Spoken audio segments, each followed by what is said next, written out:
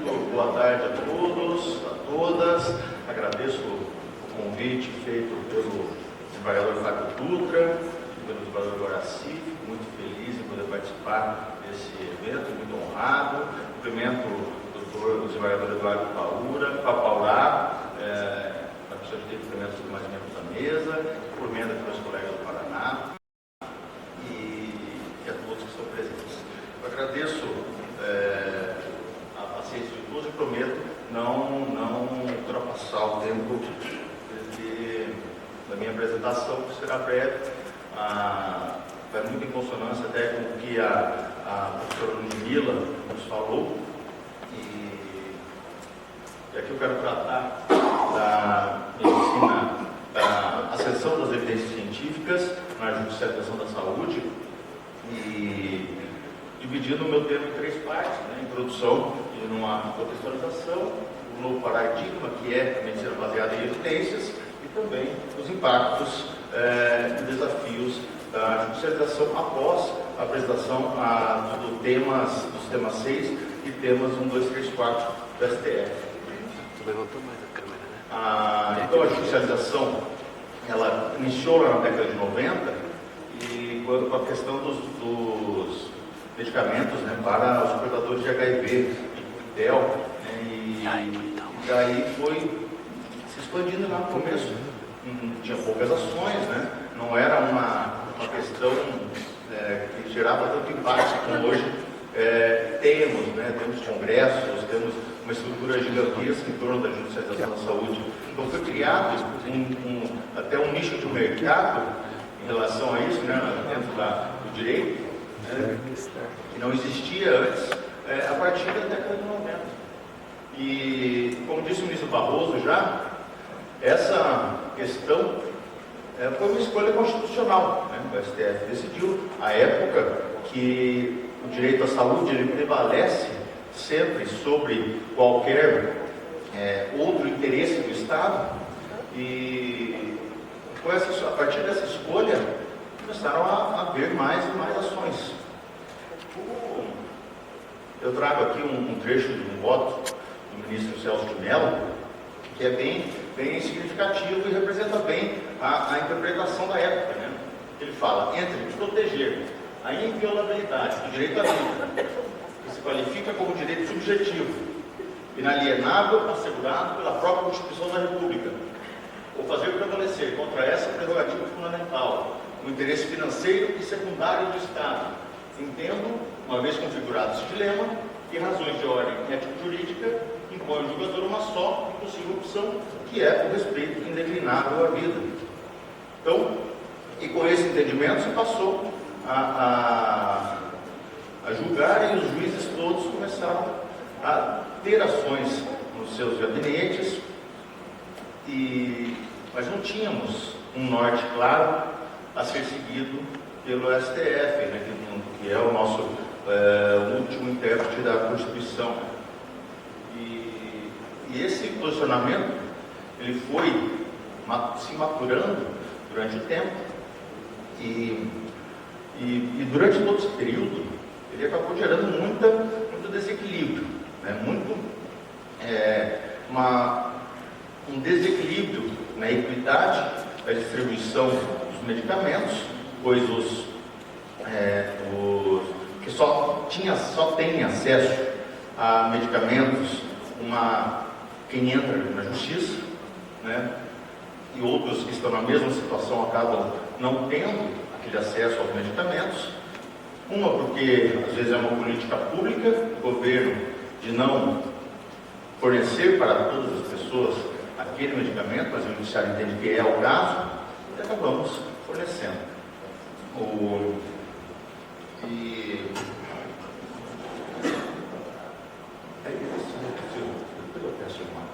Então,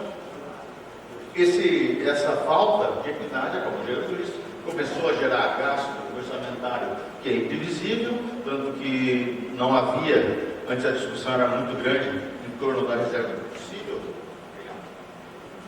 e hoje isso já é uma tese superada. E esse gasto E ele passou, inclusive, a fazer parte já do orçamento da União, do Estado, e prevê uma parte específica para a judicialização. E também, então isso me deu origem à chamada judicialização da saúde, com números, né, cada vez maiores. Aqui eu trouxe o quadro de 2020 a 2024, e se vê ali que dobrou o número de ações, de 343 mil para 657 mil ações distribuídas no ano passado. E esse ano a tendência é de ser maior ainda o número de distribuições, isso entre saúde pública e saúde suplementar. Foram então 657 mil ações em 2024 e não foram julgadas todas essas ações, foram julgadas 621.068 ações, então no déficit de ações julgadas, portanto que temos então aí um total, um acervo aí de 851 mil ações pendentes para julgamento, né, no Brasil todo, envolvendo a judicialização da saúde. E então, no começo, né, quando teve essa proteção incondicional à saúde, foi evoluindo para um posicionamento mais racional. E temos aqui esse caso, que é muito paradigmático, que é o caso da hipnose suplementar, que é muito interessante. O julgamento começou em 2001 e terminou em 2011 no STF. A retinose pigmentar, ela leva a cegueira e hoje eu não sei, mas na época não tinha um tratamento no Brasil para essa doença. Acabou que muitas pessoas entravam no de segurança para fazer o tratamento experimental em Cuba e a justiça começou a conceder. Esse caso chegou ao STF e demorou muitos anos até para ser julgado. O voto que prevaleceu foi o de que deveria sim fazer o tratamento em Cuba e o poder público deveria arcar com esse custo naquela época, inclusive para o tratamento experimental. Mas ali teve um voto do jogador Lewandowski, do ministro Lewandowski, que foi assim, muito incisivo, divergindo, né? Ali foi uma votação de 3-2, e que trouxe, na verdade, ali se viu o início já dessa construção dos temas 6 e 1, 2, 3, 4 que nós temos hoje. Em 2018 veio o tema 500, foi julgado o tema 500, que já foi uma evolução, porque ele proibiu os tratamentos experimentais, concessão pelo Estado de medicamentos experimentais. E em 2024, aí sim veio o tema 6, o tema 1, 2, 3, 4, que são muito relevantes para o julgamento hoje das ações. Nós não tínhamos um norte, como eu disse, lá atrás, e hoje nós temos o norte, que é a medicina baseada em evidências. Os juízes hoje estão vinculados à decisão da Comissão de Incorporação de Tecnologia de Saúde, que é a Conitec. Ela é um órgão do Executivo, do Ministério da Saúde, e que é um órgão técnico, e elabora pareceres muito completos, com base em evidências científicas. Então, aqui o professor Cassius Tem, ele fala, isso é uma deferência epistêmica, que o judiciário deve ao órgão técnico que tem o conhecimento necessário para fazer para cumprir o seu papel. O judiciário não tem esse conhecimento técnico para tomar a melhor decisão. E o diferencial que o STF fez com o tema 6 e o tema 1, 2, 3, 4 é a colocação de uma qualificação das evidências científicas. Isso é muito importante para que nós possamos tomar as decisões mais acertadas. Ele colocou, então, evidências científicas de alto nível. E quais são as evidências científicas de alto nível? Ensaios clínicos, randomizados, revisões sistemáticas e meta-análises. O professor Odmila também falou dessa hipótese. E são estudos que demoram anos para serem feitos. Que nem esse da ensaios clínicos randomizados são feitos por laboratórios, para colocarem um medicamento no mercado, muito difícil, muito abrangente. E tem as opções de baixo nível, as evidências científicas, e são as outras, que seriam estudos observacionais, opinião de especialistas, artigos científicos. Esses são importantes, claro que são importantes, mas para decidirmos se devemos fornecer um medicamento ou não para a pessoa que está necessitando, e muitas vezes é um tratamento de altíssimo custo para doenças raras, ultra raras, que impactam muito no sistema de saúde, nós temos que nos basear em alguma evidência científica de alto nível. Mas é claro, se imaginava, até com o tema de 500 que eu falei agora há pouco, foi lá de 2018, que poderia se reduzir um pouco a judicialização da saúde. Mas não, nós vimos ali, de 2020 para 2024, praticamente dobrou o número de processos. Então, ao termos mais critérios, né, para decidirmos da forma mais técnica possível, acabou aumentando a judicialização. E por isso, até inclusive, acredito que vai continuar aumentando essa judicialização. Não é com o tema com os temas que vai reduzir. Mas hoje o judiciário já tem um norte a seguir. Aqui são hipóteses que ainda são possíveis para a judicialização. É onde haverá um espaço para a judicialização. Por exemplo, quando o executivo se omite ao incorporar um determinado medicamento ou um tratamento, ele não analisa esse pedido ou está em mora na sua análise, né, pela Comissão Técnica da Conitec. Outra hipótese, quando a qualidade das evidências científicas. Agora, o judiciário vai ter que se debruçar sobre isso também. Muitas vezes, o questionamento poderá ficar em torno se essa evidência científica é uma evidência de alto nível ou não. Que é uma dificuldade muito grande, inclusive para nós. E também uma hipótese de judicialização que acontece muito, hoje em dia também, é a falta de disponibilização pelo SUS do medicamento que já está incorporado. Essa é uma grande dificuldade. Diversos medicamentos, eles são incorporados pela comissão técnica, eles dão parecer favorável e o Ministério da Saúde depois, né, através da Secretaria de Ciência e Tecnologia, ele disponibiliza, ele decide se ele vai disponibilizar ou não o medicamento ou o tratamento. E o que acontece, ele tem um prazo, se ele decidir pela concessão desse medicamento, tem um prazo de 180 dias para disponibilizar.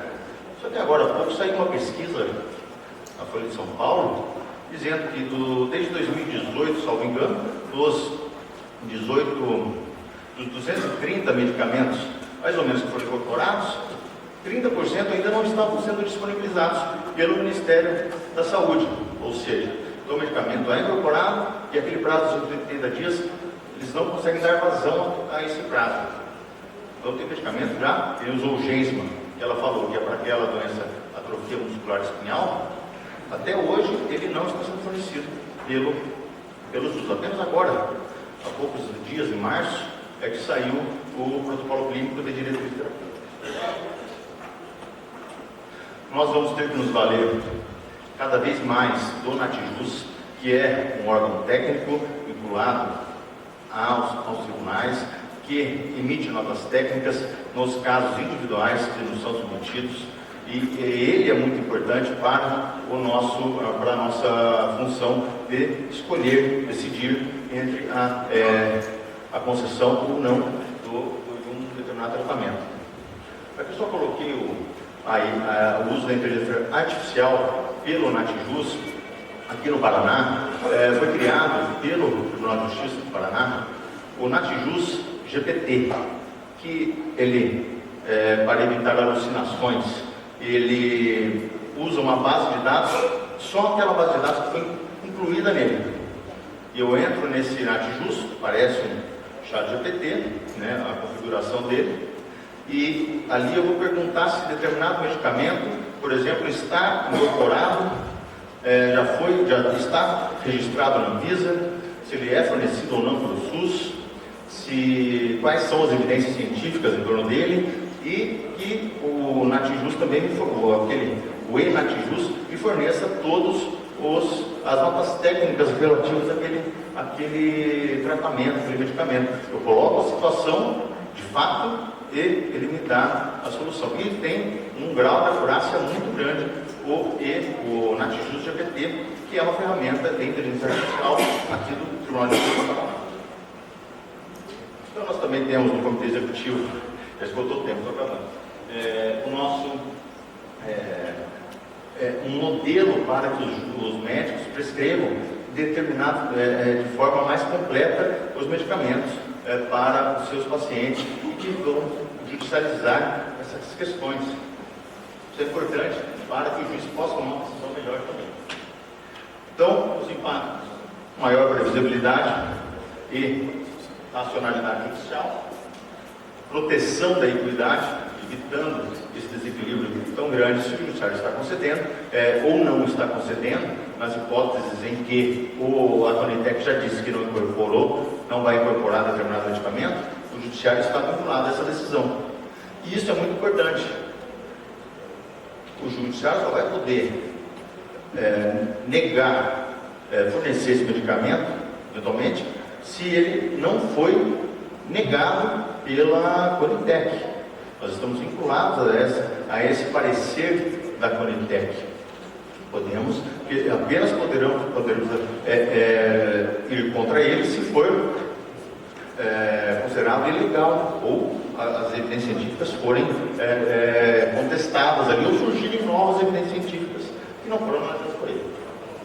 Desafios, então, é a internalização das instâncias inferiores, necessidade de monitoramento de pesquisa empírica e diminuição com o aumento da judicialização. Eu entendo ainda que vai aumentar a judicialização e fico por aqui, agradeço muito o convite e